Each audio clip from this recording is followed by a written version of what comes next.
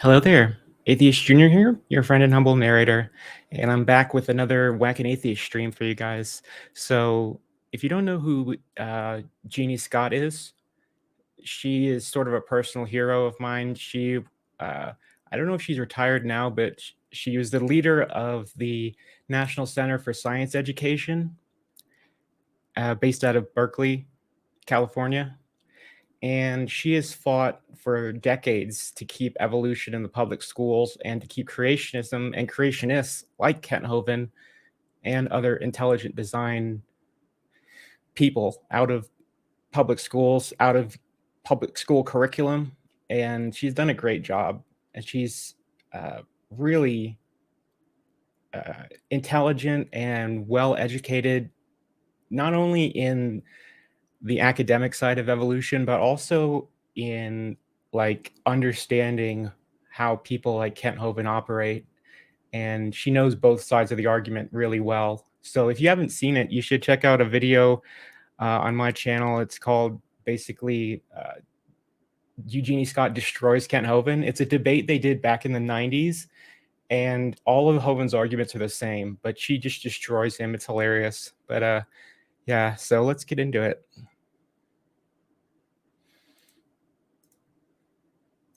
The winner tonight, Eugene Carroll Scott, born in La Crosse, Wisconsin. So were both of my parents, Jeannie, mom and dad. I own Espiness. Her dad was Ole Espiness, built a bunch of houses. 22nd and Cass Street was where my mom was born and raised. She was raised by Christian Science by her mother and grandmother. That'll confuse anybody. Yeah, Christian Science. Yeah, Christian Science will confuse anybody. She earned a BS, we know what BS is, MS, that's more of the same, and PhD, that's piled higher and deeper, from biological anthropology, that'll mess up anybody's brain, University of Missouri. In 1983, some like-minded atheists formed the National Center for Science Education with the goal of defending the teaching of evolution in public schools. Scott assumed the helm as the first national director in 1987, where she served for 27 years. That's where she was when I met her, okay? She said, you need to make it very clear you are not a lawyer said, you need to make it very clear you're not a humanist organization, you're not an atheist organization, you're not a religious organization, you are religiously neutral. She remembers Fred Edwards of the American Humanist Association telling her, you stand for science and science education. Fred, I'll debate you anytime. There's nothing scientific about evolution. Saying I'll debate you is not like a counter argument. It's not a response. It's not anything. Like, it's just your canned response you say to everyone. You know, it just means nothing. Like, you're not going to debate this guy, Kent. You know that's never going to happen. And it's interesting how quickly you just discredit her whole education. You know, saying a PhD is piled higher and deeper, piled Hovind and deeper, when you claim to have 4 PhDs. So are your PhDs piled higher and deeper, Kent? Okay, we have a super chat from Yablaka for $10. It says, so glad to finally catch a live. Thanks for keeping up the good work, AJ. Well, thank you so much for the super chat. I really appreciate that. Thank you. She stands for a religion called evolution. Nothing but a religion. You believe in it. National Center for Science Education, home. Teaching these topics without specific training is challenging. Many teachers avoid these well-established, culturally controversial areas of science to avoid conflict. Maybe they don't believe it.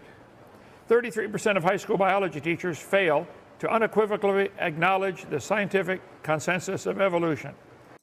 Whether or not they accept evolution and intentionally avoid teaching it because it's a conflict and it's controversial with the parents, or the teacher doesn't believe it, either way, that's a big problem. So either way, that's bad.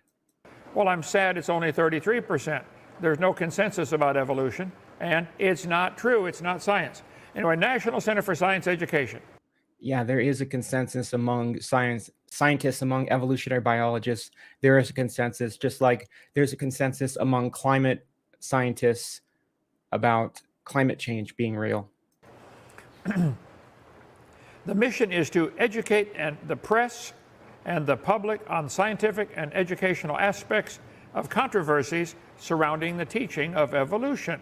The center opposes the teaching of religious views in science class. No, you don't. You are lying. You oppose the teaching of any other religions besides yours. Yours is a religion, nothing more. Okay, let's see. 1980, Weinberg, a veteran high school teacher in Iowa, began to organize statewide committee of correspondence like they did for the Revolutionary War. The purpose was to keep interested parties informed about creation endeavors and to share ideas for responses, allowing a political response at a local level. They all know about me, don't you, committees of correspondence? Kent Hovind, yeah, I know. Does this article mention you, Kent? Like you're just assuming this is referencing you? Bit of an ego there, Kent. 1990s, based on its monitoring of creationist efforts, that would include me, it issued warnings of high levels of official anti-evolutionism and a sharp surge upward of creationist attacks on evolution, including attempts to downgrade evolution from fact to theory. Whoa, that's dangerous, isn't it? It's not even a theory. A theory has some evidence. Evolution is a hypothesis at best. A religion is more like it. Okay? Let's see. Darwin said, often a cold shudder has run through me as I asked myself whether I may have devoted myself to a fantasy. Well, that's not how you spell fantasy unless you're talking about Fantasy Star Online.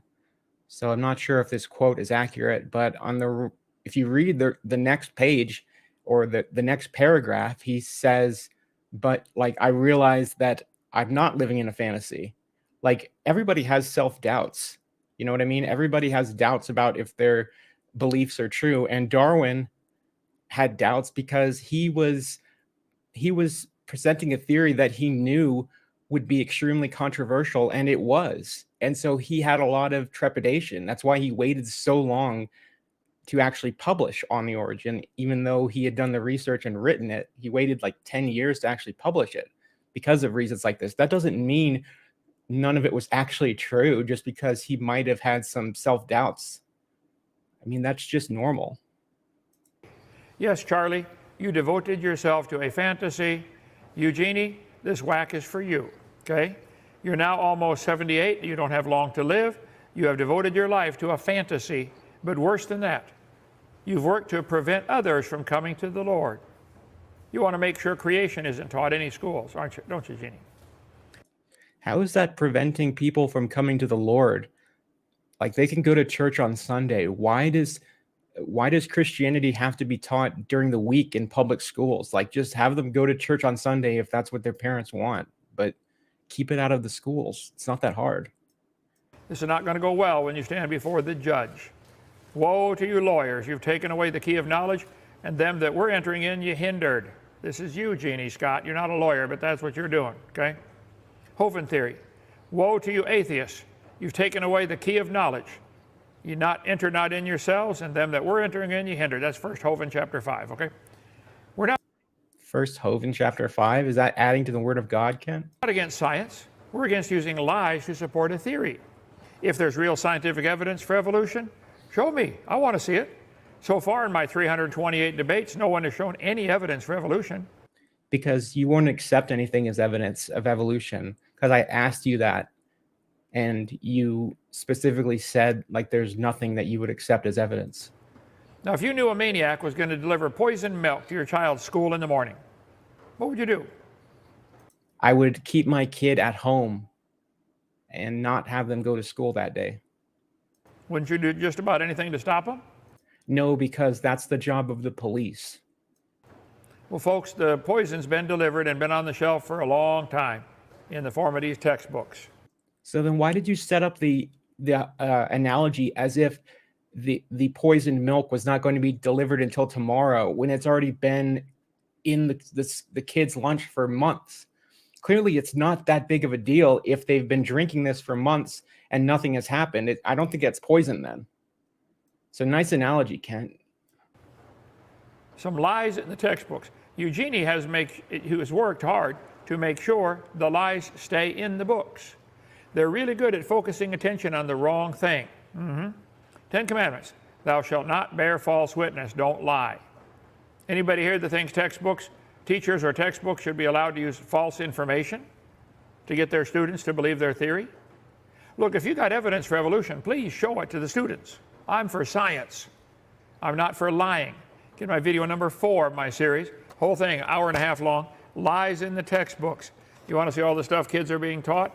Lies?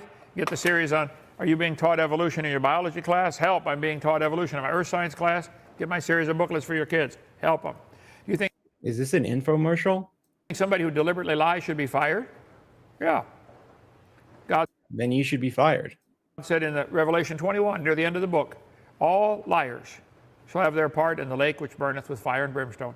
Jesus said, whoso shall offend one of these little ones that believe in me, be better for a millstone to be hanged about his neck. Jeannie, this is you.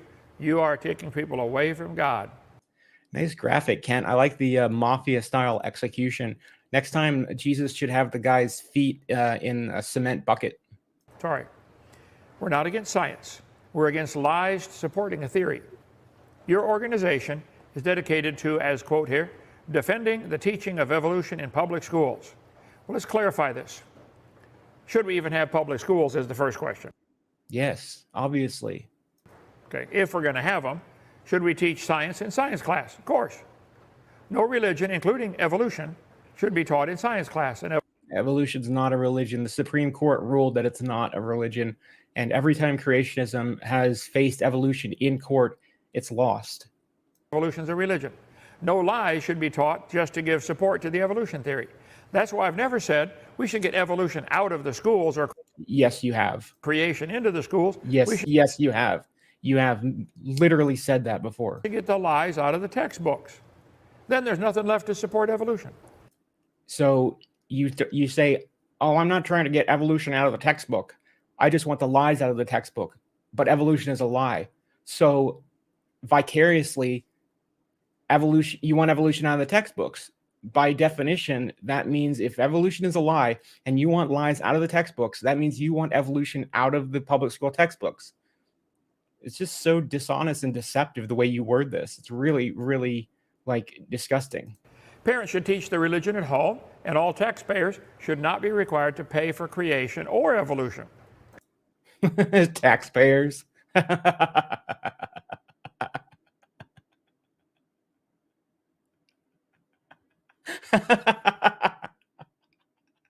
Should be taught in public schools. Creation and evolution should both be taught in a religion class, if Paying taxes is a religion. Hovind. at all. In defense of science, an interview she did. National Center for Science Education, Eugenie Scott. A few weeks ago, I wrote about what happens when people respond to well-established science with disbelief. Jeannie, evolution is not well-established science. She starts off with this assumption and goes right on from there for her argument.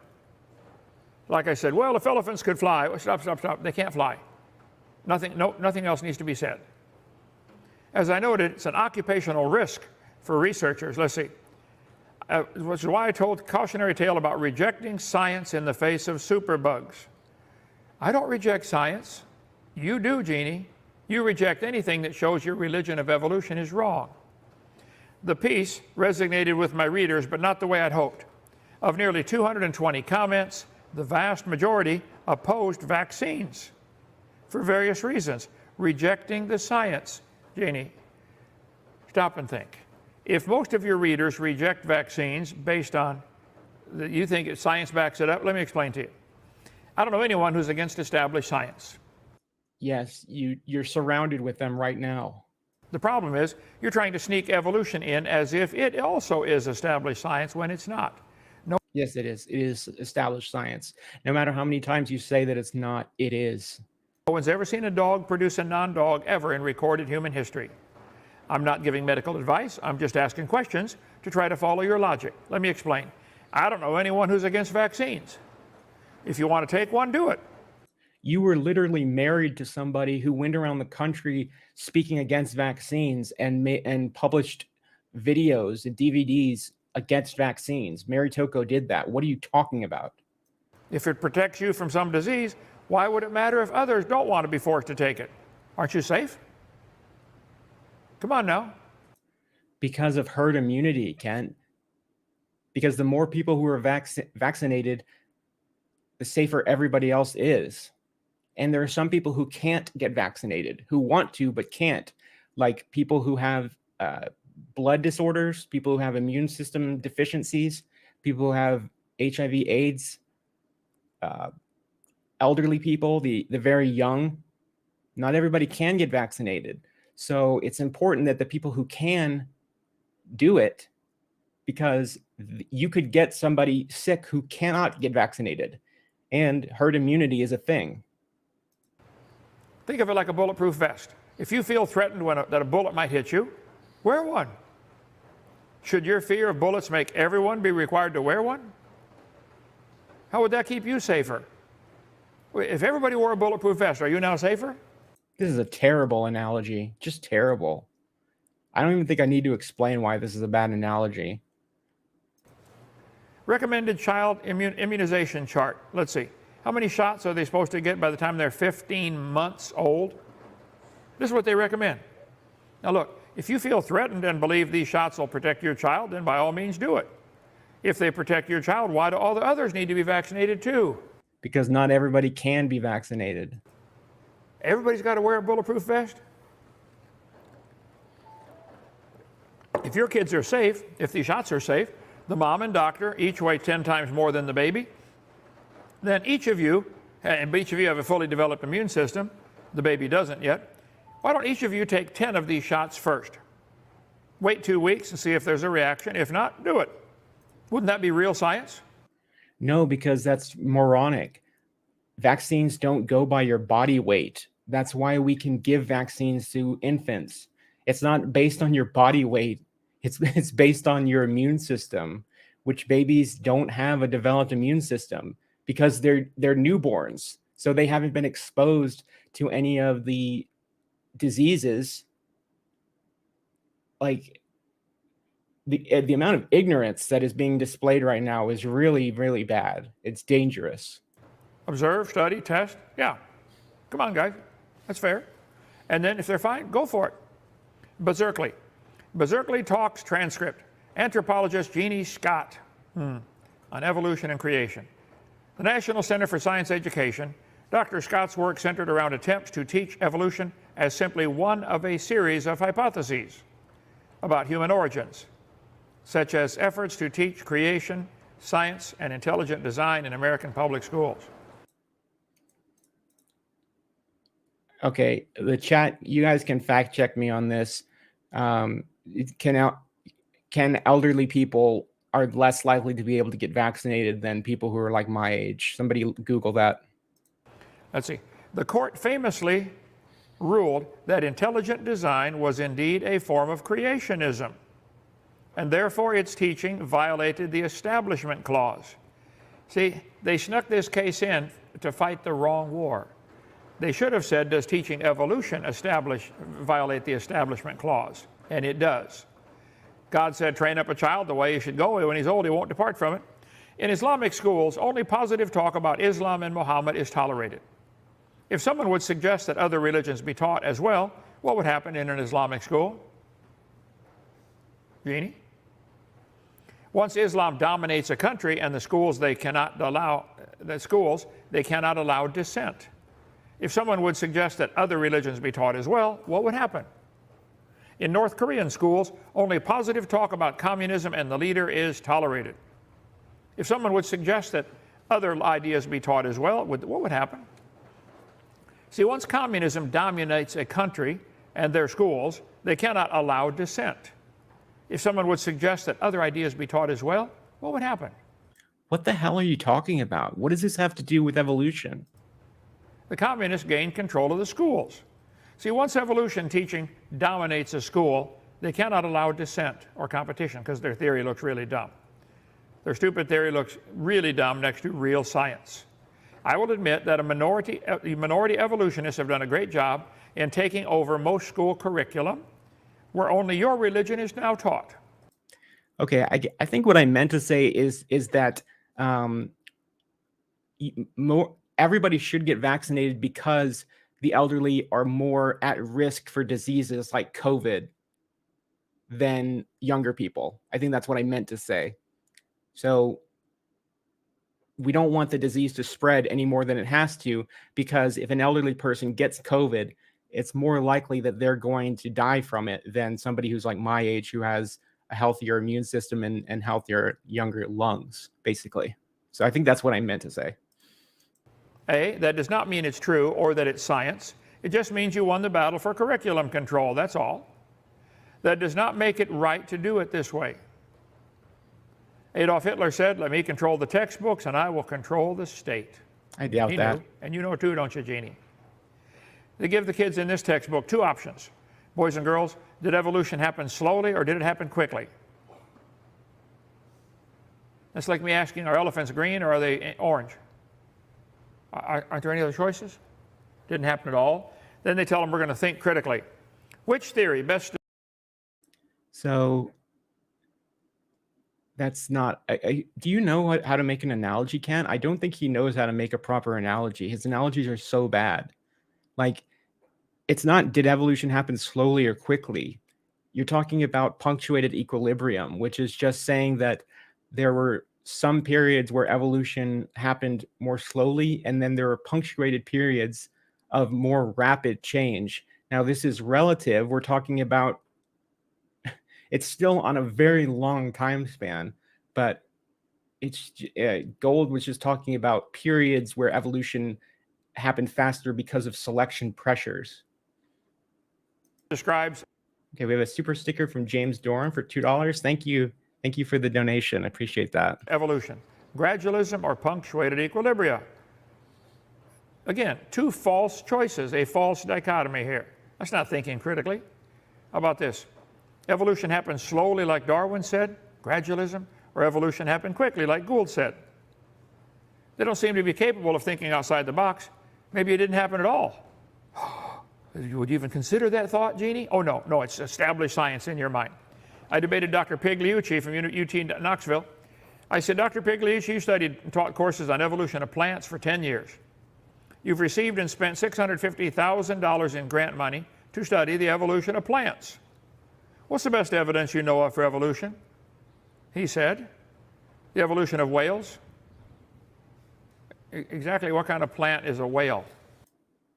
Okay, first off, I don't think that is his field. I don't think plants is what he got his degree in. Secondly, why would you bring up the amount of grant money that he's received? Why does that matter? How is that relevant to the question at all? At all. It's not. You're just trying to shame him for what you claim is a waste of money, or what you see as a waste of money. And why is it that if he studied plants, his answer has to be related to plants? Because the evolution of whales is a great example that anybody could point to. And it is a great answer to this question, because you can see the movement of the opening for the nasal cavity moving from the front to the top of the skull on the ancestors of whales. You can see that happening in the lineage. It's very clear. Scientists can measure a change of millimeters per millions of years. That's how detailed this fossil record is. So that's why he gave that example. But you're saying his example is incorrect because it wasn't about plants? That's so stupid. Hovind. He claims the hippo is evidence for evolution because it's in a process of adapting to an aquatic way of life. Which it is. That's true. He claims the flying squirrel is evidence because it has half a wing. It does. How does it not? Evolution is a shell game. Wait, how is it that you just mention those examples and just move on? Those were both true. Those were both true. Maybe the evidence is under biology. Oh no, maybe the geologists have it. It's a shell game with one difference. There's no P under any of them. That's how a shell game works, that there's no actual ball under any of the shells. That's how a shell game works, because it's a scam, Kent. I think that you would know that. And why do these people have no bodies? Who drew this? Why do they have no bodies? This is weird. It's weird, Kent. You're weird. There is no evidence. Nearly all the court cases that Eugenie brags about, allowing equal time, and the judges ruled generally correctly, but the question has not been brought before the court, should lies be allowed in public school textbooks? Judge rules intelligent design. Because that's a stupid, moronic question. Of course, the answer is no, but it's a loaded question because you think evolution is a lie, which it's not. Is not science. Well, let's let the judge rule, is evolution really science? And it's not.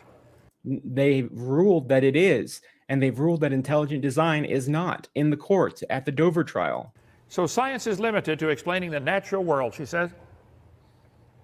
Which is true. There's a second limitation. We're restricted to explaining the natural world through natural processes. Unlike what many people may think, this limitation of a science to only using natural processes isn't because all scientists are atheists, because they aren't. It's because the essence of science is testing our explanations against the natural world. Okay. True. All of that was true. Eugenie, I got a test. Let's crossbreed cows and see what they come up with. Let's ask any farmer in the world who's ever bred cows, what did they get for a baby? I bet we could gather millions of bits of evidence that said cows produce cows and nothing else. That's a scientific experiment, Jeannie. Do it. So, like, I asked Kent directly, do you think that evolution says that, like, dogs give birth to something that's not dogs? And he said no. And I'm like, Kent, when you say that we've only seen dogs produce dogs and nothing else, and you say that produce means give birth, and right here what he said, how is that not implying that evolution says that the cows give birth to something that isn't a cow? That's obviously the implication. And yet I asked him directly if that's what he was saying, and he said no over and over again. He would not answer the question. He's such a slippery, greased up pig. She said, when you think about it, how do you test an explanation? Notice science communication fans, I don't use the word experiment because they don't want to hear the word experiment. They think of someone in a laboratory doing this. They don't think of graduate students out in the field. There are a lot of different ways we can test our explanation. Okay, you guys are claiming that everything's related. Jeannie, you think you're related to a mosquito. No, that's evident in the genetics and the morphology of different organisms. And it's been proven. So it's not just a claim. Let's test that. The essence of testing, let's see. You can read the whole article for yourself. Let's test that testicle. Over. I want to save some time here. Don't ignore the data that disagrees with your explanation. Jeannie, this is what you said. Oh. The data that completely disagrees with your interpretation. Whoa. You see 300 breeds of cows or 300 breeds of dogs and conclude dogs are related to butterflies. Wrong. That's a straw man. That's what your charts show. Heliocentrism is here to stay. Okay? We're not really going to test that anymore. I agree, Jeannie. The earth is spherical regardless of what the flat earthers are saying these days. I agree. And you flat earthers are an embarrassment to science and to Christianity. Stop. Living things have common ancestors. Laws of thermodynamics. Wait. What did she just do here? Whoa. She listed 3 things, 2 of which are true. And the lie is sandwiched in the middle. Aaron Ra 100% would win. Heliocentrism is here to stay. I agree. Living things have common ancestors. Whoa. You don't know that. Whoa. The laws of thermodynamics. That's true. She sandwiched them in there. It's called the truth sandwich. You have truth with a lie in the middle. Get your truth sandwich from Eugene Scott's Sandwich Shop. Daily serving lies sandwiched between 2 truths. Why do you keep calling her Eugene? Eugene is a man's name. It's Eugenie or Jeannie Scott. Her name is Jeannie. That's what she goes by. Like in Aladdin, Robin Williams played the genie. Yeah. Not Eugene. Eugene Scott Hovind. Eugene Hovind. That's what you do, Eugene. You have a lie between 2 truths. Heliocentrism is here to stay. I agree. Earth is spherical. I agree. Living things have a common ancestor. No. You don't know that. Tried to slip that in thinking nobody would catch it. So you believe the humans, the birds, the dinosaurs, the ladybugs, and the pine trees, and worms all have a common ancestor because you can draw lines on paper connecting them. Yeah, it's true that he's a misogynist. The real reason that he's making this video is because he thinks that she shouldn't be doing science because she's a woman. I'm surprised he hasn't called her honey at some point already. This is propaganda, not science. This textbook, all the many forms of life on Earth today are descended from a common ancestor found in a population of primitive unicellular organisms. You don't know any such thing. That's not science. No traces of those events remain. That's handy. We know it's true, but we can't prove it. They make up these trees and put the human is related to the fern. Yep. And the shark is related to a plant, and a starfish, and an octopus. Well, Michael, if you make a donation, then I'll make one too. All came from a common ancestor. Jeannie, heliocentrum is here to stay. I'll give you that one. Things have a common ancestor. You are lying or stupid. That is not true. That is propaganda. Then the laws of thermodynamics, I agree. First, second, third law of thermodynamics, they're true. Okay? This one's a lie. Your lie sandwich, Jeannie. But the kids are going to fall for this, because they're going to see the truth of the first and third one and say, well, the other one must be true too. I have to ask evolutionists, do you believe you're related to a jellyfish and a tomato? Oh, yeah, they do. Got a whole chart behind me of what they're all related to. These family trees are pure propaganda. These are not science. You're squeezing a lie between two loaves of bread here. Okay, I think I've seen enough of this video. So when I log off, I'm going to be making a donation to the National Center for Science Education in honor of Kent Hovind for $5. And I encourage everybody in the chat or anybody watching this video to do the same. So Michael, you've inspired me. I'll put the link in the comment section of this video. And if you do this, then be sure to click the button so you can make the donation in honor of Kent Hovind. So I hope you guys enjoyed this stream. And shout out to Eugenie Scott. She's an amazing science communicator. Here, I'll put the link in the chat.